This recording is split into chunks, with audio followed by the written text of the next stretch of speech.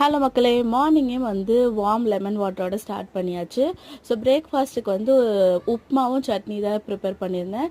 So ஒரு பேசிக்காகவே வந்து இந்த உப்புமான்றது வந்து எல்லாராலையும் வந்து ரொம்ப வேண்டவே வேண்டாம், உப்புமான தெரிச்சு ஓடுற மாதிரி ஒரு பிரேக்ஃபாஸ்ட்டாக ஆயிடுச்சு.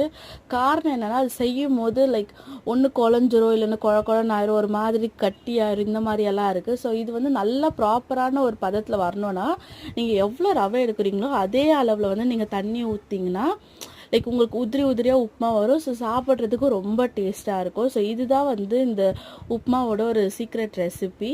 அண்ட் அதுக்கப்புறம் அப்பா ஊர்லேருந்து வந்திருந்தார் எங்களை பார்க்குறதுக்கு. ஸோ அவர் வந்து மாம்பழம்லாம் எடுத்துகிட்டு வந்திருந்தார். ஸோ அதில் வந்து ஜூஸ் போட்டுடலாம் அப்படின்னு சொல்லிட்டு ஒரு மேங்கோ மில்க் ஷேக், பால் சர்க்கரை போட்டு மேங்கோ மில்க் ஷேக் மாதிரி பண்ணி எல்லோரும் குடிச்சிட்டோம்.